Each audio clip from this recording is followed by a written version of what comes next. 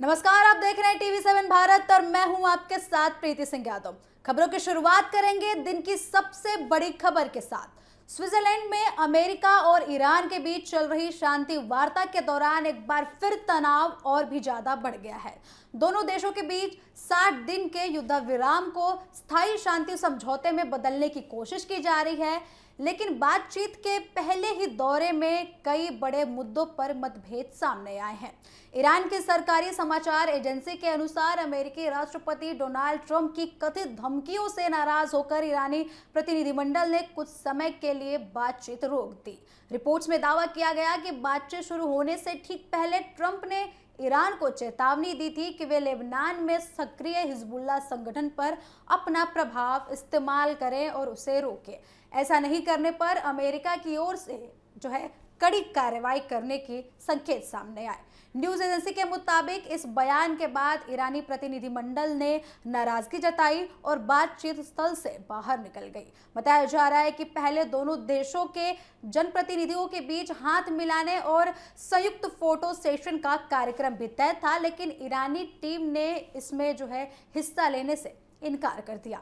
हालांकि अमेरिकी अधिकारियों ने दावा किया है कि ये आरोप बिल्कुल ही गलत हैं। स्विट्जरलैंड में मौजूद एक अमेरिकी अधिकारी ने कहा कि ईरानी प्रतिनिधिमंडल बातचीत छोड़कर नहीं गया और न ही उसने मध्यस्थ देशों को वार्ता समाप्त करने की कोई सूचना दी है। अमेरिका का कहना है कि बातचीत जारी है और दोनों पक्ष समाधान तलाशने की पूरी कोशिश कर रहे हैं।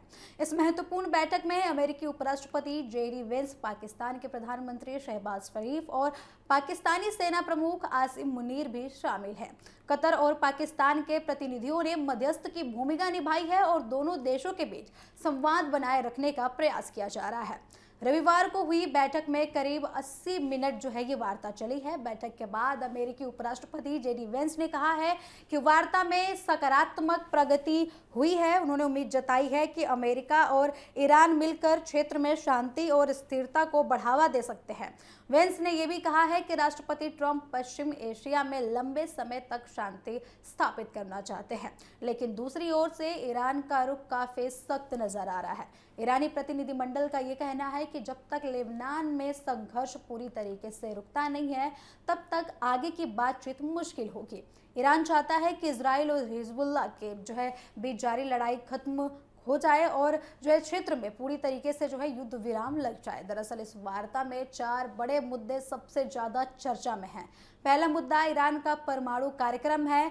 अमेरिका चाहता है कि ईरान हमेशा के लिए परमाणु कार्यक्रम प्रक्रिया को बंद कर दे।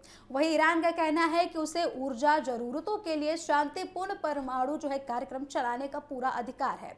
दूसरा मुद्दा युद्ध विराम को लेकर है। ईरान चाहता है कि हिजबुल्लाह, हमास और हूती विद्रोहियों से जुड़े सभी मोर्चों पर संघर्ष रोका जाए, लेकिन अमेरिका और इजराइल इस बात की गारंटी देने के लिए तैयार नहीं है कि भविष्य में इन संगठनों के खिलाफ कोई सैन्य कार्रवाई नहीं होगी। वही तीसरा मुद्दा आपको बता दें कि आर्थिक समस्या से जुड़ा हुआ है। ईरान कतर में जमा अपने अरबों डॉलर के फंड को वापस लेना चाहता है। ईरानी राष्ट्रपति ने दावा किया है कि शुरुआती समझौते के तहत कतर में फंसे करीब 6 अरब डॉलर ईरान को वापस मिल सकते हैं। उनका कहना है कि बातचीत की शुरुआती शर्तें ईरान के हित में हैं। वही चौथा मुद्दा अंतर्राष्ट्रीय प्रतिबंधों का है। ईरान चाहता है कि उसके निर्यात और व्यापार पर लगे सभी प्रतिबंध हटा दिए जाएं। हालांकि यूरोपीय देश फिलहाल इस दिशा में कोई बड़ा कदम उठाने के लिए तैयार नहीं दिख रहे हैं। वहीं आपको बता दें कि इसी बीच हॉर्मुज को लेकर भी चिंता बढ़ गई है। ईरान द्वारा हॉर्मुज बंद कराने की धमकी के बाद वहां गुजरने वाले जहाजों की संख्या में भारी गिरावट दर्ज की गई है। शिपिंग डेटा के अनुसार शनिवार को जहां 26 जहाज इस मार्ग से गुजरे थे, वहीं रविवार को ये संख्या घटकर केवल 5 ही रह गई है। हॉर्मुज दुनिया के सबसे महत्वपूर्ण समुद्री व्यापार मार्गों में से एक माना जाता है।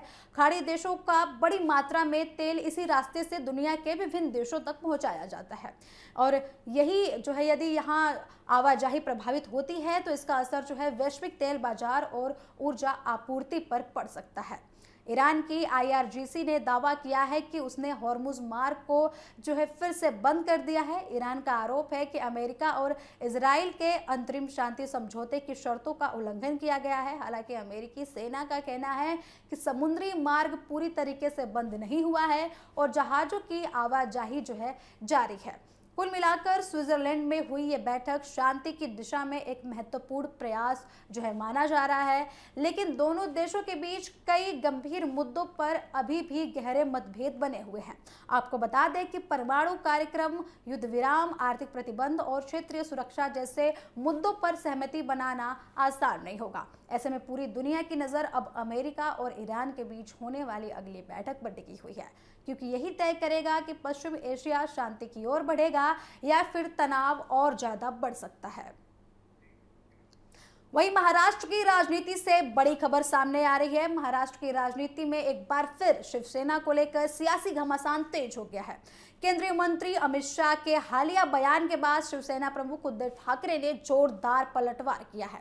आपको बता दें कि उद्धव ठाकरे ने बिना नाम लिए अमित शाह पर निशाना साधते हुए कहा कि शिवसेना एक ही है और वे केवल बाला साहेब ठाकरे की शिवसेना है।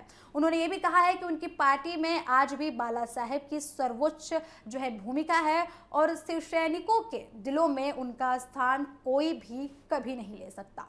दरअसल केंद्रीय गृह मंत्री अमित शाह ने हाल ही में महाराष्ट्र के कोल्हापुर में आयोजित एक कार्यक्रम में कहा था कि राज्य की राजनीति अब शिवसेना का कोई गुट नहीं बचा है। राज्य की राजनीति में शिवसेना का अब कोई गुट नहीं बचा है, ऐसा अमित शाह का कहना था। उनके अनुसार मुख्यमंत्री पद से इस्तीफा देने के बाद उद्धव ठाकरे के नेतृत्व वाली शिवसेना कमजोर हो चुकी है और अब केवल एकनाथ शिंदे के नेतृत्व वाली शिवसेना ही असली शिवसेना है, ऐसा अमित शाह का कहना है। शाह के इस बयान के बाद महाराष्ट्र की राजनीति में बहस और भी ज्यादा तेज हो गई है।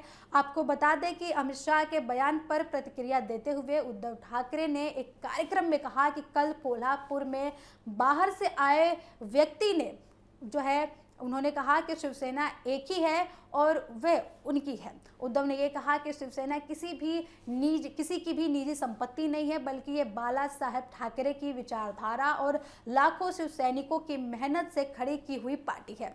उन्होंने कहा कि हमारे लिए आज भी पार्टी के प्रमुख बाला साहब ठाकरे ही हैं। उनकी पार्टी में कोई भी अध्यक्ष बन सकता है, लेकिन हमारे यहाँ शिवसेना की पहचान बाला साहब के नाम से ही होती है। उद्धव ठाकरे ने इस दौरान अपनी पार्टी छोड़कर जाने वाले नेताओं और सांसदों पर भी जमकर हमला बोला है। उन्होंने कहा कि विश्वासघात और राजनीतिक सौदेबाजी के बावजूद शिवसैनिक मजबूती के साथ पार्टी के साथ खड़े हैं। उद्धव ने यह भी कहा कि कुछ लोगों ने सत्ता और पद के लालच में पार्टी छोड़ी है, लेकिन आम शिवसैनिक आज भी विचारधारा के लिए संघर्ष कर रहे हैं। वहीं उन्होंने सांसद का नाम लिए बिना वो उन्हें गद्दार और वोट देने की अपील करने के लिए जनता से उन्होंने ये बोला कि वोट देने की अपील करने के लिए उन्होंने जनता से ये बोला कि मैं माफ़ी मांगता हूँ, मैंने उस टिकट उन्हें टिकट दिया जिनके लिए प्रचार किया, जो जनता को जिताने की उन जनता से उनको जिताने की अपील की, जिन्होंने बाद में पार्टी के साथ जनता के साथ विश्वासघात किया, लेकिन चुनाव जीतने के बाद अपनी और उन्होंने कीमत बढ़ा ली और खुद को सांसदों ने बेच दिया, ऐसा उद्धव ठाकरे का कहना है। उद्धव ठाकरे ने यह भी कहा कि राजनीति में इस तरीके का चलन लोकतंत्र के लिए काफी खतरनाक है। अगर जनप्रतिनिधि जनता के भरोसे को तोड़कर केवल अपने फायदे के लिए फैसला लेने लगे तो इससे लोकतांत्रिक व्यवस्था कमजोर हो सकती है। उद्धव ठाकरे ने भारतीय जनता पार्टी पर तीखा हमला बोला है। उन्होंने सवाल उठाते हुए कहा कि क्या किसी को पता है कि आज भाजपा का राष्ट्रीय अध्यक्ष कौन है। उन्होंने कहा कि भाजपा लगातार कांग्रेस पर हमला करती रही है और कांग्रेस मुक्त भारत का नारा देती रही है, लेकिन आज स्थिति ये बनी हुई है कि कांग्रेस के कई नेता भाजपा में शामिल हो चुके हैं। उद्धव ने तंज कसते हुए कहा कि अब कांग्रेस मुक्त भारत नहीं बल्कि भाजपा युक्त कांग्रेस बन गई है। उनका कहना है कि भाजपा लगातार दूसरी पार्टियों से नेताओं को अपने साथ जोड़ने में लगी हुई है और उन्हें खरीदने में लगी हुई है। फिर उन्होंने उन्होंने ये भी कहा कि उन्हें महत्वपूर्ण पद दे रही है और इससे साफ दिखाई देता है कि भाजपा जिन लोगों की आलोचना करती थी, आज उन्हीं लोगों को अपने साथ लेकर राजनीति कर रही है। उद्धव ने आरोप लगाया कि भाजपा विचारधारा की राजनीति नहीं बल्कि सत्ता की राजनीति करती है और सांसदों को खरीदने का काम करती है और अन्य पार्टियों को तोड़ने का काम करती है। ऐसा उद्धव ठाकरे ने भाजपा पर आरोप लगाया है। आपको बता दें कि इस दौरान शिवसेना के वरिष्ठ नेता सांसद संजय राउत भी मंच पर मौजूद थे। उद्धव ठाकरे ने संजय राउत का बचाव करते हुए कहा कि लोग उन पर आरोप लगाते हैं कि वे तीखी भाषा का इस्तेमाल करते हैं, लेकिन कई बार विरोधियों को उनकी ही भाषा में जवाब देना जरूरी होता है। उन्होंने कहा कि अब लगातार झूठे आरोप लगाए जाते हैं और पार्टी को बदनाम करने की पूरी कोशिश की जाती है, तब कार्यकर्ताओं और नेताओं का गुस्सा स्वाभाविक है। वहीं संजय राउत ने भी पार्टी छोड़कर जाने वाले नेताओं पर हमला बोला है। उन्होंने कहा है कि गद्दारों को उन साधारण शिवसैनियों से सीखना चाहिए जो कठिन परिस्थितियों में भी पार्टी के साथ मजबूती से खड़े हैं। राउत ने यह भी कहा कि वफादारी का मतलब सत्ता मिलने तक का नहीं होता बल्कि मुश्किल समय में संगठन और विचारधारा के साथ खड़े रहना भी होता है। महाराष्ट्र में इस समय ऑपरेशन टाइगर को लेकर भी राजनीति चर्चा में है। दरअसल पिछले कुछ दिनों से ऐसी अटकलें लगाई जा रही थी कि उद्धव ठाकरे के गुट के कई नेता और सांसद पार्टी छोड़ सकते हैं। इन चर्चाओं को उस समय और ज्यादा बल मिल गया जब शिवसेना के 9 लोकसभा सांसदों में से 6 सांसद नई दिल्ली में आयोजित एक महत्वपूर्ण बैठक में शामिल नहीं हुए। यह बैठक स्वयं उद्धव ठाकरे ने बुलाई थी, लेकिन इसके बावजूद भी ऐसा दृश्य देखने को मिला। बैठक में कई सांसदों की अनुपस्थिति के बाद राजनीतिक गलियारों में कई तरीके की चर्चाएं शुरू हो गई। विपक्षी दलों और राजनीतिक विश्लेषकों ने इसे पार्टी के अंदर बढ़ती असंतुष्टि से जोड़कर देखा। हालांकि उद्धव ठाकरे गुट का कहना है कि पार्टी पूरी तरीके से एकजुट है और कुछ नेताओं की अनुपस्थिति को बढ़ा चढ़ाकर पेश किया गया है। वहीं उधर महाराष्ट्र के उप मुख्यमंत्री और शिवसेना प्रमुख एकनाथ शिंदे ने भी इस पूरे मुद्दे पर बयान देकर राजनीतिक माहौल को और ज्यादा गर्म कर दिया है। शिंदे ने कहा है कि जो कुछ अभी दिखाई दे रहा है वो केवल ट्रेलर है, फिल्म अभी बाकी है। उनके बयान के बाद उद्धव गुट के नेताओं के संभावित दल बदल से उसे देखा जा रहा है। माना जा रहा है कि आगामी स्थानीय निकाय चुनाव और भविष्य के विधानसभा चुनाव को देखते हुए महाराष्ट्र में राजनीतिक गतिविधियां और ज्यादा तेज हो सकती हैं। शिवसेना के दोनों गुट लगातार खुद को असली शिवसेना साबित करने की पूरी कोशिश में जुटे हुए हैं। फिलहाल इतना तय है कि अमित शाह के बयान के बाद महाराष्ट्र की राजनीति शिवसेना को लेकर और भी ज्यादा बहस तेज हो गई है। उद्धव ठाकरे ने साफ संदेश दिया है कि वे अपनी पार्टी और बाला साहब ठाकरे की विरासत पर किसी भी तरीके का दावा स्वीकार नहीं करने को तैयार हैं। आने वाले दिनों में ये सियासी टकराव और भी तेज हो सकता है क्योंकि दोनों पक्ष खुद को असली शिवसेना साबित करने की लड़ाई में लगे हुए हैं। वही अगली खबर अयोध्या के राम मंदिर से जुड़ी हुई है। आपको बता दें कि अयोध्या के राम मंदिर में श्रद्धालुओं के चढ़ावे और वित्तीय प्रबंधन को लेकर उठे सवालों के बीच अब पूरे देश की नजर एसआईटी की रिपोर्ट पर टिकी हुई है।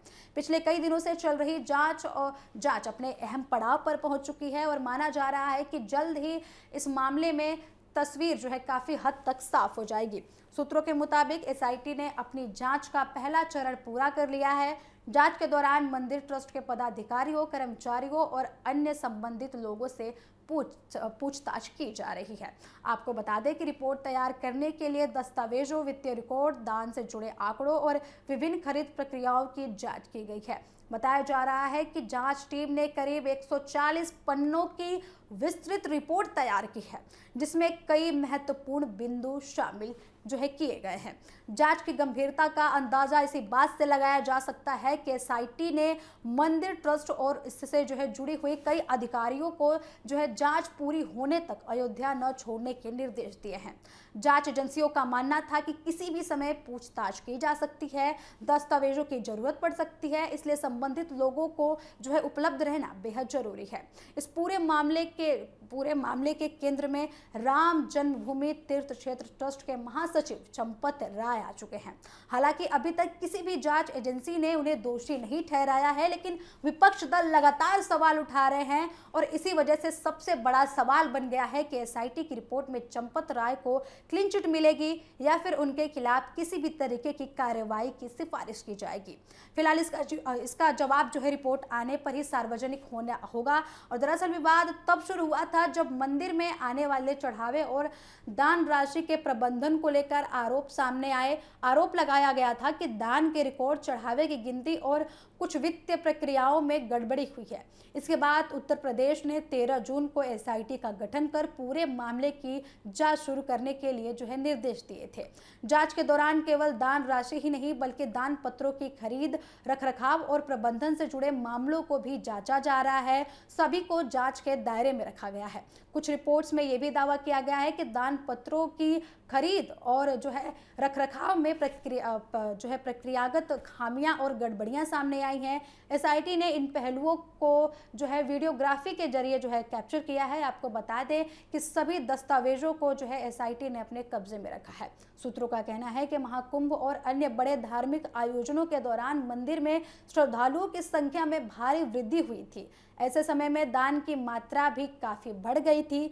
जांच एजेंसियां ये समझाने की कोशिश कर रही हैं कि उस दौरान जो है प्राप्त दान का रिकॉर्ड किस प्रकार रखा गया था, राशि की गिनती कैसे हुई थी और क्या सभी प्रक्रियाओं का पालन नियमों के अनुसार हुआ था। इस विवाद ने राजनीतिक रंग भी ले लिया है। आपको बता दें कि समाजवादी पार्टी के अध्यक्ष अखिलेश यादव ने और आम आदमी पार्टी के अध्यक्ष जो है केजरीवाल ने इस मामले को लेकर सवाल उठाए हैं और कहा है कि आस्था से जुड़े विषयों में पूरी तरीके से पारदर्शिता होनी चाहिए। वहीं कांग्रेस समेत कई विपक्षी दलों ने भी निष्पक्ष जांच की मांग की है। आपको बता दें कि कुछ नेताओं ने तो हाई कोर्ट के किसी भी जो है मौजूदा जज की निगरानी में जांच कराने की मांग कर रहे हैं और किसी ने ये मामला जो है सुप्रीम कोर्ट तक ले जाने की भी बात कही है। आपको बता दें कि इसी बीच उत्तर प्रदेश के मुख्यमंत्री योगी आदित्यनाथ भी लोगों से धैर्य रखने की अपील कर रहे हैं।